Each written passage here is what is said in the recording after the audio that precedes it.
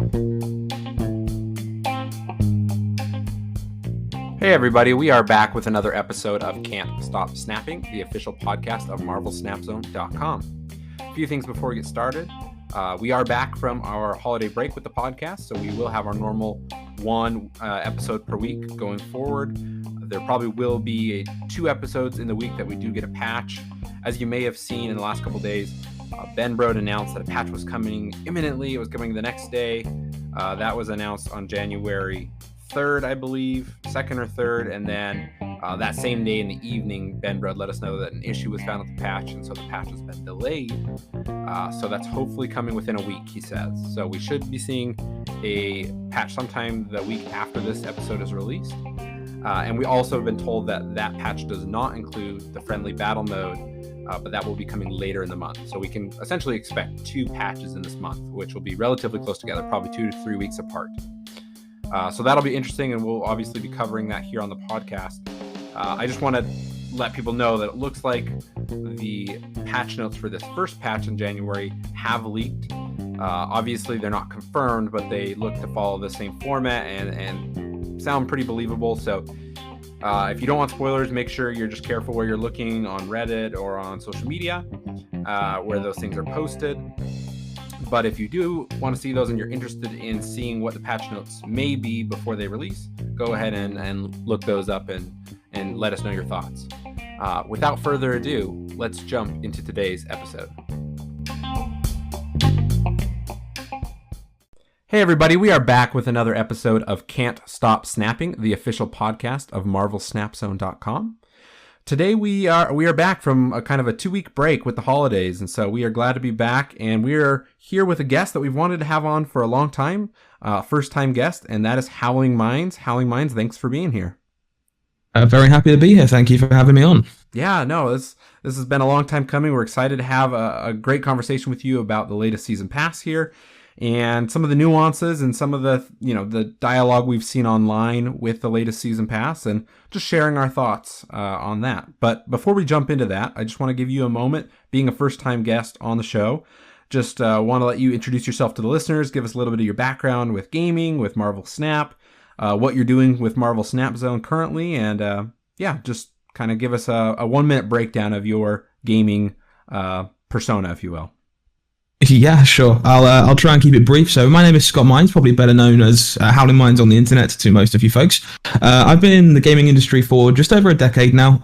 Started things off in competitive Yu-Gi-Oh! Back in my early teens. A couple of national championship tops there. Always wanted to compete, that kind of stuff.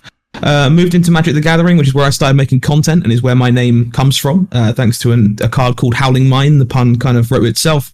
So started moving into content creation, got fairly over there, a couple of decent finishes in Magic as well at the Pro Tour level. Kind of moved on to other card games, now play Flesh and Blood and Marvel Snap primarily. Got to play the first ever Flesh and Blood World Championships this year, was quite proud to be able to do that. And I've previously done a lot of work in like commentary and stuff like that for events, like event coverage and stuff, of which I'd worked with the company behind Marvel Snapzone before. They'd brought me on to do Magic coverage in the past.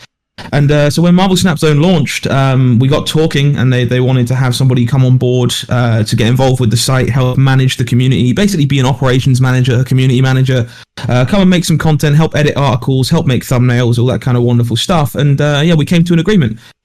So I came on board, and that is now where you'll find me, making content every single day for Marvel Snapzone, and just being the face of the channel to come and interact with you guys, be a point of conversation for feedback, and all that kind of wonderful stuff.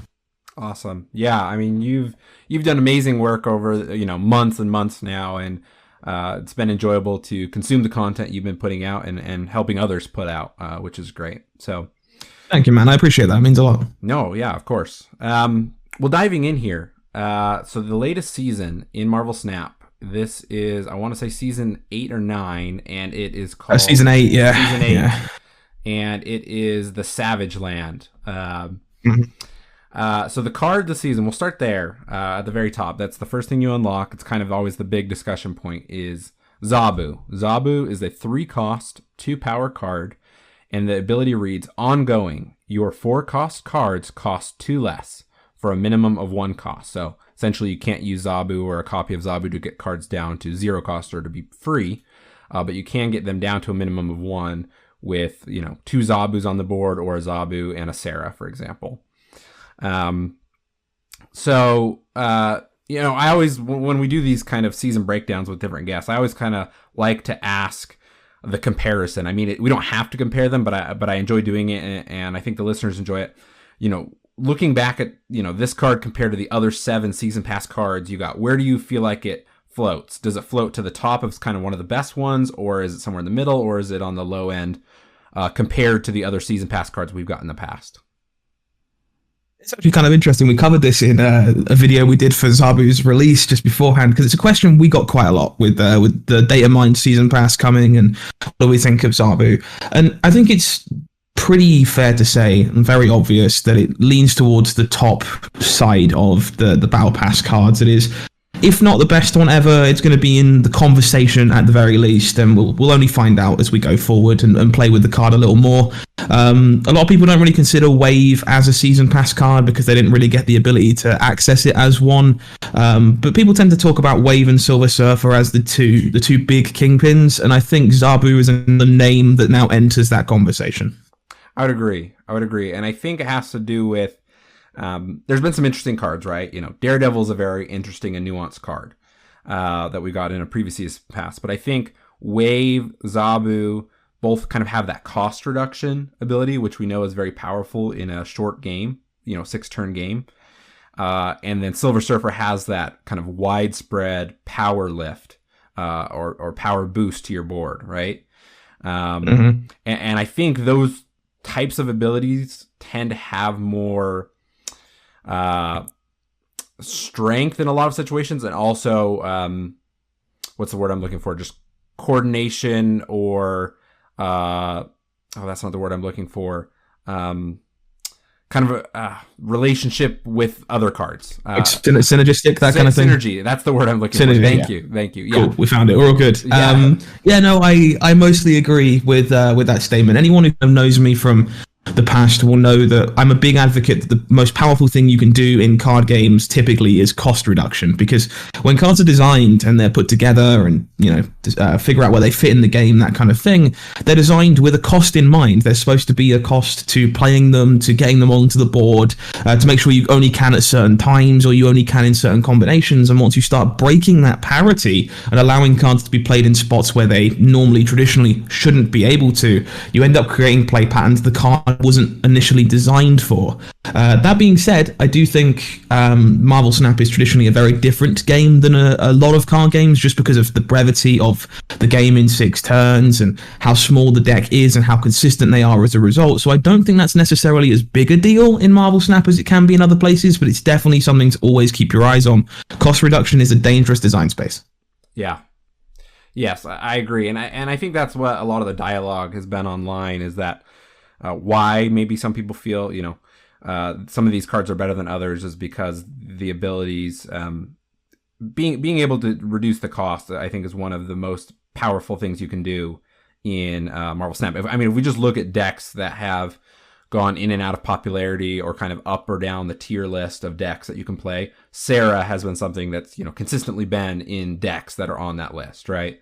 Yeah, of course. Same with Mr. Negative, really. Same kind of problem, where obviously things just suddenly cost significantly less than they're supposed to. Wave, same story, right? Just playing 6 cost cards on turn 4, or 0 cost deaths. It's all kind of the same tablecloth. Yes, agreed. We'll come back to Zabu at the end, because I think you and me have some more we want to say there. But continuing on the season pass, next thing just briefly like to talk about is what are your thoughts on the variant art for this season? So this season we have art done by Alex Horley. He's done art for in the season pass you get a Zabu variant, a Khazar variant, and a Storm variant that are kind of this prehistoric theme. How do you like these variants compared to maybe some of the variants we've got in past seasons? I am a pretty big fan of these, honestly. I think the art style is very flavorful. It fits the kind of theme and location you're trying to push. I think my only criticism is possibly that we have another Storm variant so soon. I think a number of people are a bit like, hey, well, you just gave us one for the Hero music video and you gave it to us for free. You've just had the nullified version that everyone kind of loves. It's a big premium variant. So seeing Storm again so soon is a bit of a bittersweet moment, I suppose. But in terms of art style, I think these things look great. Yeah, well, and it's funny you mentioned that. So I mean, I saw the Storm one we were going to get from the Hero event, right? And I was like, oh, that's pretty cool. But then I was looking ahead, at what we already knew about the Zabu season pass before it was officially announced. And I saw this Storm variant, and I said, well, I'm saving my credits, right? I'm going to... Makes sense, yeah. I'm going to hold off for this one because I like this one a lot more. And, before, like you say, before the Null one or before this one with this season pass, none of the variants had really called out to me for Storm. So it's kind of an interesting dilemma. I mean, it's not that big of a problem, right? But... No, it's very much like a small hiccup. Like I just know a few people have been a bit like, well, you gave this to us for free and that doesn't feel quite as much as a gift when there was another free one on the way. And I think this is very much like, card gamer problems, if you like. Exactly. It's not that big of a deal, but yeah, it definitely has been mentioned. Yeah, but I love the art, and we're going to be getting some bundles that we don't know the full details or costs on, but we will be getting some additional art like Devil Dino. That Devil Dinosaur looks incredible. Yes, my wallet's already sweating because I don't know how much that's going to cost or if it'll be gold or money, right? Because they've kind of bounced back and forth between the bundles, where you can get it with gold or with you pay dollars, and so.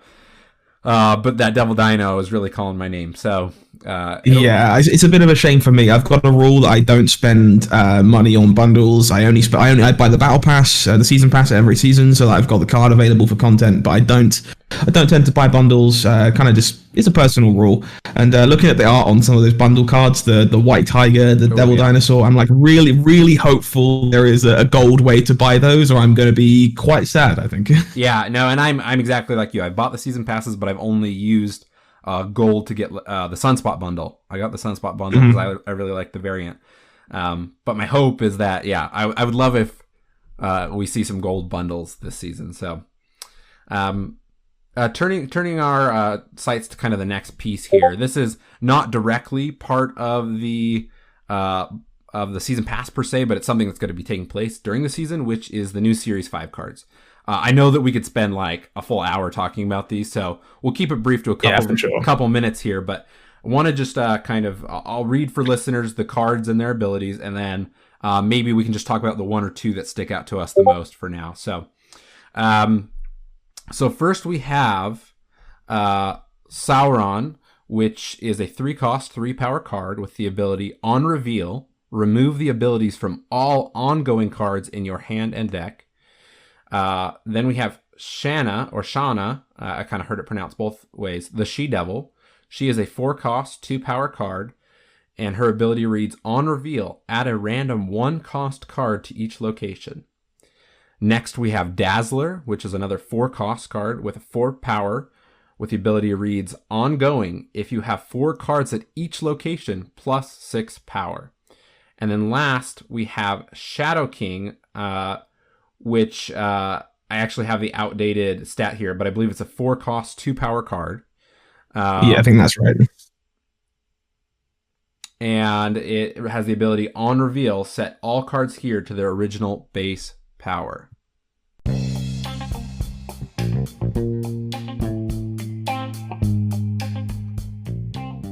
Hey all, I wanted to take a quick moment to talk to you about MarvelSnapZone.com. Marvel Snap Zone is a one-stop shop for everything Marvel Snap on the internet. They have new articles nearly every day that cover deck building, strategy, card breakdowns, etc. They have a great collection tracker tool and a deck list builder that works off of that collection tracker so that you can know what decks you can build with your current card collection. They have guides and deck lists for all level of players and all collection level of players. Make sure to go to MarvelSnapZone.com and check it out now.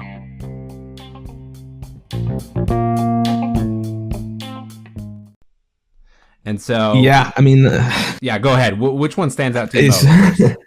So it's quite a selection there. I know a few people I guess disclaimer, because I always got to be careful about talking about stuff like this. Obviously, I'm just a guy on the internet. My opinion is worth whatever people want it to be worth. Please don't use this as a rationale to go and buy certain cards with your collector's tokens and then come and yell at me when they aren't very good. I've not played with them. I don't know. All theory craft. So with that out of the way, I think the one that everyone's most hyped about is probably Shadow King. To be honest, it's kind of very cool to have this interesting counterplay to things like Patriots, which is something that really kind of hasn't happened before in mass. It's been kind of hard to target with Enchantress and Rogues and stuff to take those bonuses away. So having a way to just kind of close all that down is very, very cool. I personally am also exceptionally excited to try out Dazzler in the Thanos decks, because those decks are always full of space. You never end up having anything left over once you've filled the board with Infinity Stones. So just having a 10 power 4 cost card in that list might be quite interesting. So those definitely are the two that appeal to me. Yeah, I think you bring up a great point with Dazzler. I think Dazzler is one of those interesting, right? A 4 cost 10 power stat line is great, right?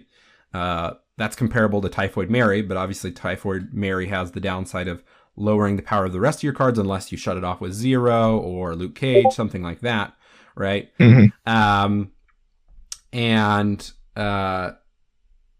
So that's interesting. I do agree with you. I think the Thanos deck is one of the kind of interesting possible builds there. Though that being said, a Killmonger, right, kind of shuts that down. So there's counterplay to it already, right? So I think that's interesting. But I agree with you what you said about Shadow King. I think the Shadow King I've seen the most discussion about it online and in videos that people are putting out, etc. And I think it's interesting because it's a counterplay to you name Patriot, but also Silver Surfer, right? Yeah, that's another big one for sure. And that one I think is a little more front of mind just because a lot of people have had strong feelings about that. Recently with last season being the Silver Surfer season, and so I think that'll be one that a lot of people will like to use or to have in their collection for a tech card if certain cards like Patriot, like Silver Surfer kind of get stronger in a certain meta, then that's a good counter card to have in those situations, right? I think so. It's definitely the one I've seen the most excitement around. Also because it was a changed effect, right? We had this different data mined version of the card with an entirely different ability. That when this announcement came of the cards being released in the near future, that has been changed, which obviously causes a discussion all by itself because people start to wonder: hey, did Second Dinner think this effect needs to exist? Did they try and find a card to put it onto to get it into release quicker because it's an effect they think is needed? And Silver Surfer is kind of definitely a testament to that, where they might want to keep that card's identity the way that it is. It's obviously very flavorful for it to be a 3-cost card that grants 3 power to all your 3s. So changing the numbers on a card like that is quite hard without losing a lot of the flavor and the feel. So creating a unique effect that gives like very deliberate counterplay to a card like Silver Surfer while keeping it the way that it is seems very appealing from a game design perspective. Yes, agreed. One other thing I would like to know with these before we continue on is that, notably, that of the 4 new cards we're getting in Series 5 or Pool 5 this month, 3 of them are 4 cost, right? Which obviously seems somewhat deliberate. Yes, yeah. So we have that synergy with Zabu, and I think that some of the dialogue I've seen online is, okay, that's cool that they're doing something that synergizes with the cards. It kind of incentivizes you to look out for those cards or pick 1 or 2 that you want to try to get credits for. But then on the other hand is it's hard to get, it takes a while to get 6,000 credits for a Series 5 card, right? And so some people are saying, again, kind of that discussion of, hey, this is unfair or this isn't ideal for free-to-play players, right? Because then if you're not buying the season pass and then you're not buying these cards, you kind of miss out on synergies that a lot of people will be trying to play with.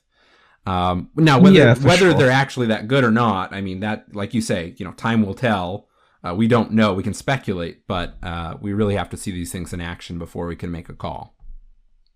Yeah, I think it's a really tough one to kind of navigate. I say the same about the Season Pass cards as well as all these Series 5 cards, but it's such a fine balancing act to create cards that are good enough that players are incentivized to go out of their way to get them, or in the case of Zabu, purchase the Battle Pass, but not so good that they become meta-dominant, overwhelming, so on and so forth. And that's a really difficult point to find, I think.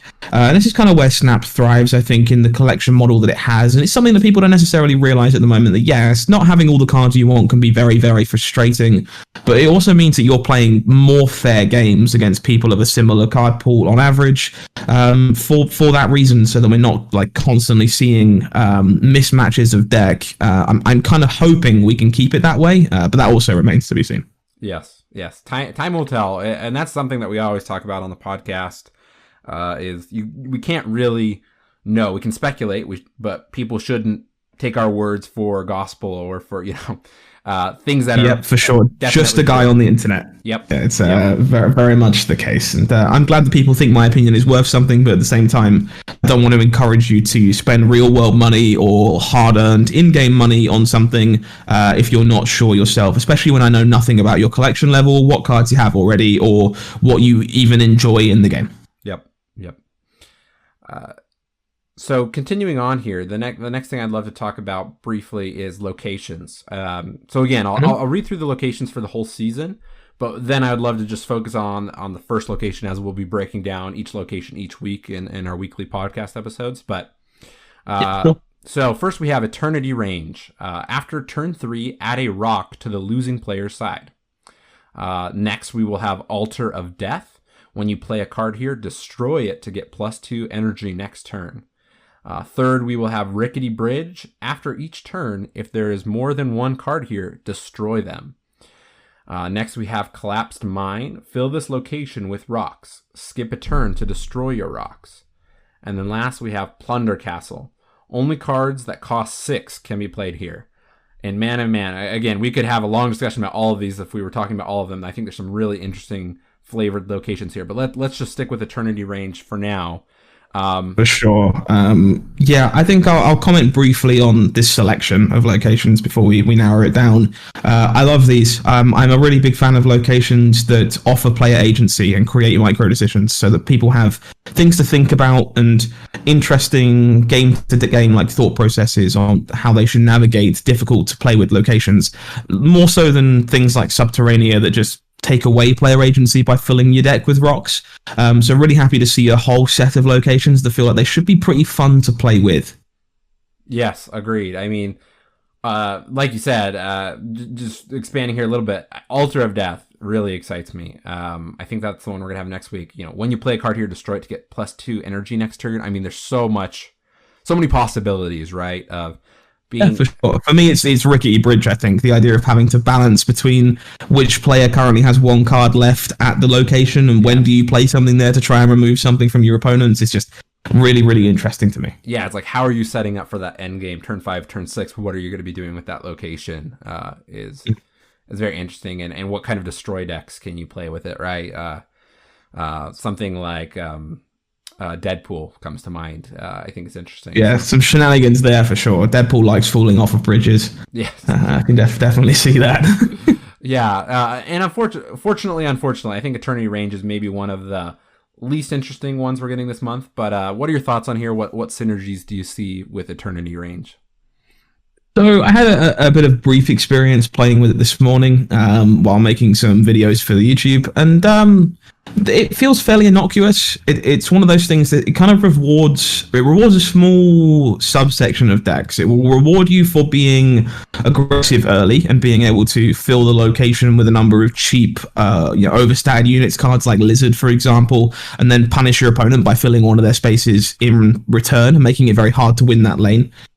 Without extra stats. It plays very well with archetypes such as things like Patriot, things that include Blue Marvel, things that include Khazar, so you've just got this extra body to get bonuses for free over the course of the game by deliberately losing that location. You can even do some sweet things with a card like Viper and donate that rock back over to your opponent in a pinch after deliberately losing that location with something like the Hood, so that you have two good hot targets to hit with your Viper. And I think there's a lot of sweet small things you can do with the location, and there are definitely reasons to both want to win it and lose it depending on the deck you've got built, and I think that makes it interesting enough to change how some games are played out even just slightly. Yeah. I think there's, I think you said it well, kind of small synergies with this location. One that comes to my mind that I think is pretty basic, right? isn't a destroy deck, right? It's one extra free destroy that helps enable death easier without having to play down an extra card. It gets +2 more power on a carnage at that location, right? So there's these kind of things that it gives you just that little extra boost without having to, Any reason you might normally want a rock, or you would normally get rid of a rock, those reasons all apply to this location. So yeah, for sure. Okay, continuing on here. I've just kind of looked through the rank season rewards and the season pass rewards here, and it looks like we're following the same structure. I know with the Silver Surfer season, we got a little bit of a shuffle around with what we kind of unlock at different levels in both the ranked and in the season pass rewards. The reward for reaching infinite is still a title this season around.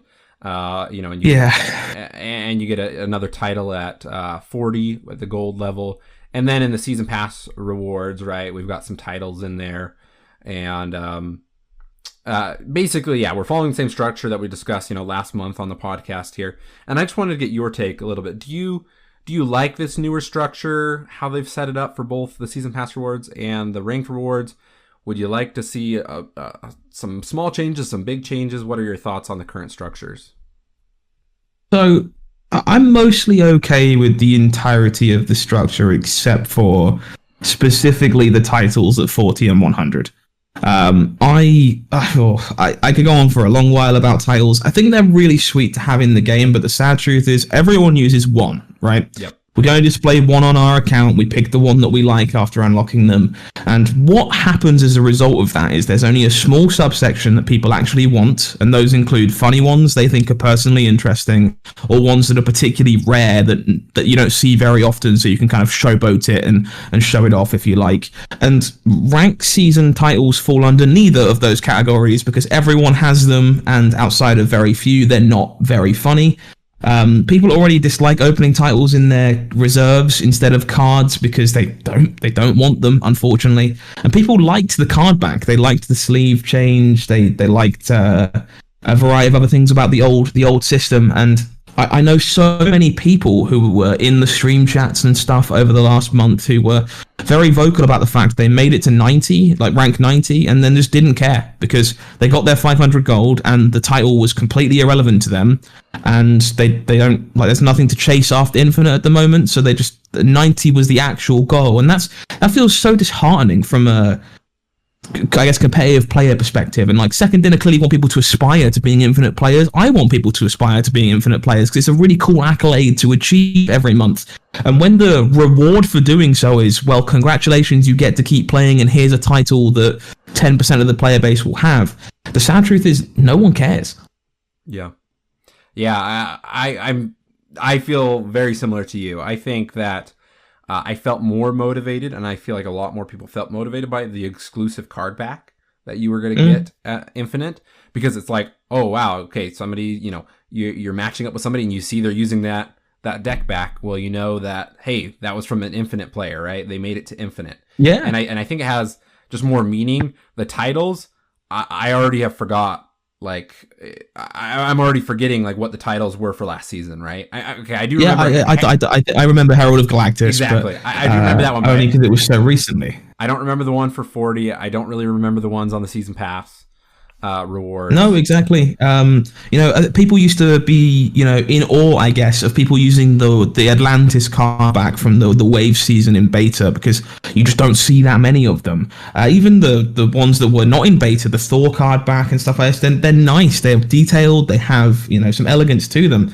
And I think that's just way more memorable than Herald of Galactus, which, let's be honest, like, it's not particularly descriptive. It's very generic, and I wouldn't go out of my way to get that as an accolade personally. And again, I don't speak for everybody. I'm sure there are people that do, but the general consensus seems to be this was a misfire.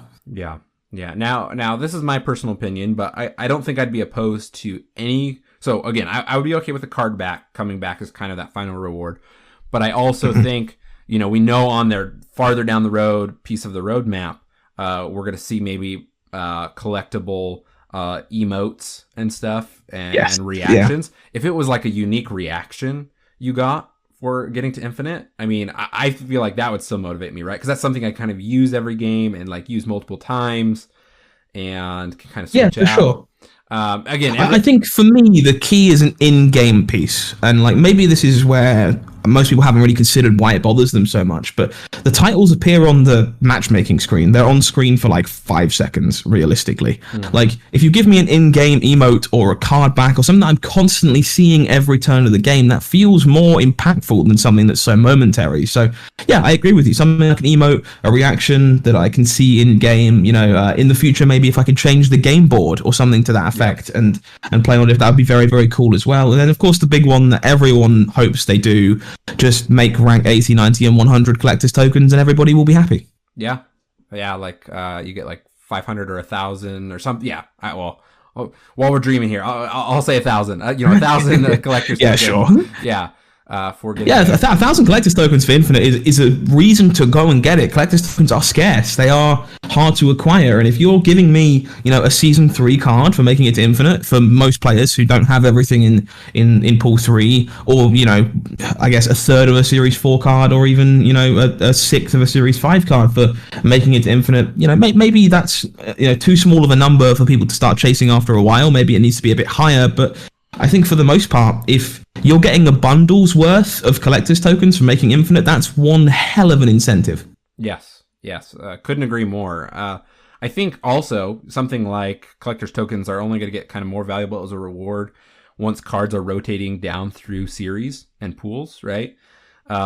Because then you'll have Series 5 cards coming down to Series 4, Series 4 down to Series 3, right? So everybody will have uses for these tokens kind of more and more as more cards are coming down, right?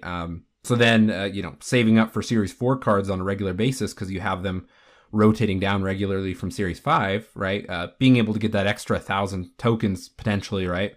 With something like the Infinite rank would be, I just think would just be a good balance to the game and would kind of fight some of the negative feelings some people have towards collector's tokens in that system currently, right? I'm inclined to agree. I think a lot of people want an alternative way to get tokens without having to put real world money into the game. And you can kill two birds with one stone in this case and make the reward tracks more rewarding and provide that ability in one go. That's just why it's kind of my favorite suggestion for what to do with the reward track right now. Yeah. No, I think that's a great idea. Okay. Well, turning kind of to our last topic here, kind of a slightly more nuanced and complicated conversation. We're gonna pull it back to Zabu, and you and me were talking before we started recording. We kind of see this every month. We see this discussion online, whether that's in your stream chat or on Twitter or in other places where we have these season pass cards come out, and there's kind of this constant dialogue of things such as this is the most unbalanced card. The game is now pay to win. How can I counter, the Zabu meta? People are asking it in the first 2 hours since the card's been released, right? Nobody's really figured out fully how to play with the card and all of the nuances there. Or, I'm going to stop playing the game now because this card is released. Obviously, we all know with the internet, sometimes kind of the doom and gloom rises to the top. And it's okay to have negative feelings. I don't want to discount anybody's feelings. But I think that,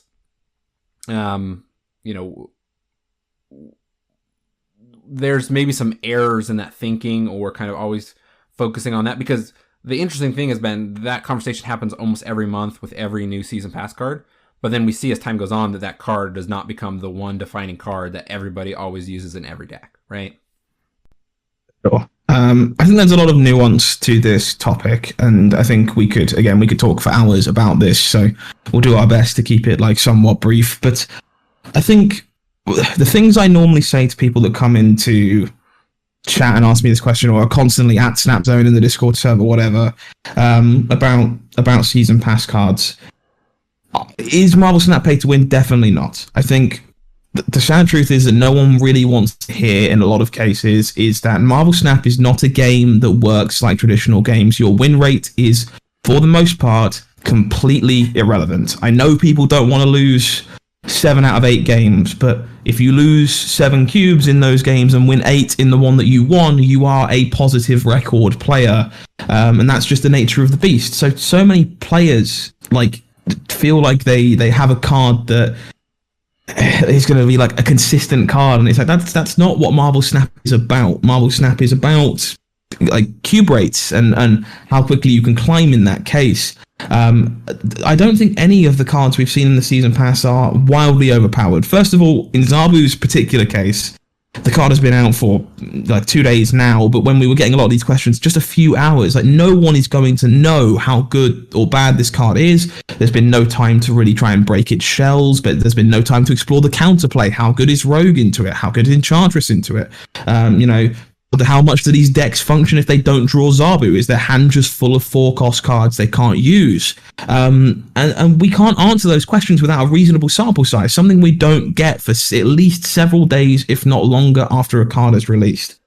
In terms of putting these cards in the Season Pass, my favourite statement to make to players is, would you rather this card be in the Season Pass or added to Series 5? Would you rather it be in the Season Pass or added to Series 3?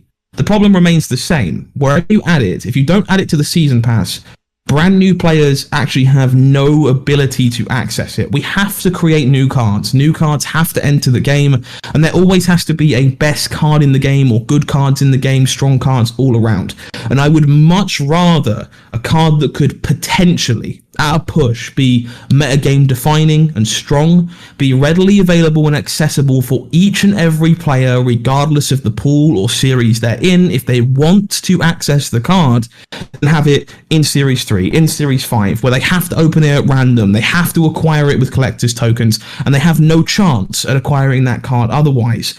It's the best of both worlds, in my opinion. Yeah, I think you said that very elegantly. I think that, again, when we kind of look at, full player base around the world, people come from different circumstances, so not everyone can afford to buy the Season Pass. So I think that, adding that context, that, that still can be difficult, but for, a large, the largest range of players who, can access it at the same time, like you say, and it's their choice, right? They can spend the money or not, but it is accessible kind of in the same period of time for all players, whether you started the game literally this week or you started it 9 months ago, right? Sure. It makes me sound like such and I don't know what the word is for this, but it makes me sound horrible for saying it this way. If you're in a situation where you can't afford the Season Pass, or you don't want to buy the Season Pass, right? Or you're in an area of the world where it's prohibitively more expensive. The sad truth is, for those players, your choices were not have the card or not have the card. It doesn't really change how it enters the game if you're not going to be buying that Season Pass. So we have to find a way to introduce it that works for the majority of players, because we can never please everybody. Correct. And with a free-to-play card game, obviously they need to make money. Now people argue about, oh well, they're just hunting for more money, etc. I mean, that's a whole nother conversation. But something like a Season Pass is a way that they can have kind of a regular income for the business, and for sure, it's a way that the game can make money, and we can continue to love and enjoy the game and have it exist, right? But yeah, I think, going back to kind of the first things you said, I think that, Zabu is not destroying the game, right? I think not even close. I was in some streams kind of the first night it came out, right? And I sometimes I like to watch people play with it for an hour or two before I take it on, just to get some ideas and see what other people are trying out. And I was watching it, and somebody asked in the thread, how can I deal with, or how can I, play against the Zabu meta? And the streamer said, what are you talking about, right? Like, what meta, right? Meta is not something that's defined in an hour of time. It's something that kind of develops. So agree with what you said there. And also, another thought, like you say, the games you don't draw Zabu, I mean, you can still kind of build a deck that has some lower cost cards, so you're still playing cards at the beginning of the game. But I've had multiple matches with Zabu where where I'm playing with a Zabu deck and I don't draw Zabu, and I retreat. I mean, sometimes I've been able to pull out a win here or there, but more often than not, I'm retreating those games. So Yeah, I think so, and that's something people don't necessarily consider when they look at a card being spoiled or leaked or data mined or whatever. Is that, as I say, a card like Zabu is going to win you very few cubes, because a lot of the time in the games where you do draw it, you're going to snap on turn 3, play it, and if your opponent can't answer it, they retreat and call. You get 1 to 2 cubes, and in the games where you don't draw it, your hands are often going to be quite clunky and full of 4-cost cards, and sometimes you won't have enough plays to play the game until turn 4, and you're going to lose a variety of cubes there, or very, very rarely get 4 to 8 cubes in those games from suboptimal play patterns. And in a game that is not about win rate and is about cube averages, that is not an overwhelmingly powerful card, because the ceiling can only ever be so high. Yeah. Yeah, and I think that's something we always have to continue to remind ourselves as players of this game, because it can be very discouraging to lose, right? That's just human nature, right? Like, we're so focused on, in video games, it's win or lose, right? Especially in card games. For sure. That's what it's always been, and so... It is easily the biggest thing we constantly have to talk about at Snapzone, in my opinion, and I really do want to make a video about it and kind of, I guess, tell the sad, honest truth, is that players aren't retreating enough, and as much as we don't want to lose, no one wants to lose. Very much as you say, losing sucks. But Marvel Snap is fundamentally, I guess, if you care about being competitive, fundamentally, it's designed about cube averages, not win rates, because that's how you climb the ladder. If you don't care about being competitive, then you can play a deck that's just going to win on average. That's okay, but you have to pick a lane in that regard, or at least understand that difference exists if you don't want to pick one. Yes, agreed. I mean, once we get kind of friend modes to play and other, non-cube modes, right? I think that will maybe balance some of these things, because maybe you just want to play the game to enjoy the game, and you do want to play just to try to win, right? 100%. Yeah. And we will have those options in the future with a non-ranked mode, right? We're just not quite there yet. So I think everyone will be kind of more balanced, and maybe there'll be something for everyone as those features are added. I think fundamentally the thing is, players who are coming to us and complaining about the game now being pay to win, or that kind of phrase, for lack of anything else, they are naturally competitive players. The only reason you have a grievance about a card being inside of a battle pass or being behind real monetary value is because you think it's required to win, right? So clearly winning is a thing that you want to do, and that's why I think the previous points are so important about a card like Zabu, is that it's a card that is fundamentally designed to earn you a minimum of cubes. So even when you're winning 80 to 90% of your games in a horrible apocalyptic world where the card is beyond broken, you still aren't climbing very fast in comparison to decks like perhaps Mr. Negative, who is going to be an 8-cube win or an 8-cube loss on a lot of occasions. Yes. Well, thank you for having that conversation with me. I think that's something that I've thought about in the past, but I've just especially thought kind of with this week, all of the dialogue that I've been seeing, that I've been participating in. I just wanted to hopefully put this conversation out there to help listeners feel a little bit better, and hopefully spread the good word of retreat. I guess most importantly as well, it's okay to disagree. I think that's important to say in this capacity. Like, if you feel different about Marvel Snap, you want your play experience to be something else, you don't agree with what this random dude on the internet is telling you, that's fine. Like, I think it's okay to have healthy discussions about this and to want something else from the games you play. There's nothing wrong with that. Yep, 100% agree. Well, HowlingMines, thank you so much for being here. It's been a great discussion. Before we go, I want to just give you a second just to kind of reiterate where people can find you online. How can they best follow the content that you're constantly putting out? Yeah, of course. So if you're looking for Marvel Snap content from me specifically, the best place you can go is the Marvel Snapzone YouTube channel. We release videos over there 7 days a week at the moment. I'm currently live streaming on the YouTube channel 3 days a week as well, on Mondays, Wednesdays, and Fridays at 6:30 p.m. GMT. If you want other content from me that isn't Marvel Snap based, you can always find me at HowlingMines on every platform under the sun, be that Twitter, Twitch, YouTube, so on and so forth. And if you just want to talk Marvel Snap or anything like that, you can come and find me on Twitter at HowlingMines as well. Last but not least, I'm active nearly every day in the Marvel Snapzone community Discord server, which you can also grab a link for in the description box of this video if you're watching this on YouTube. Come and join the discussion. There's like over 6,000 players in there talking Marvel Snap these days, like 24 hours a day, and talking about many things that aren't Snap too, just like real world discussions and stuff as well, and getting to know each other. So if that sounds like your kind of cup of tea, or you just want to come and chat personally with me down there, that's somewhere you can find me as well. Awesome. Well, thank you again so much for being here. My pleasure. Thank you for having me. Awesome. Listeners, we will catch you in the next episode.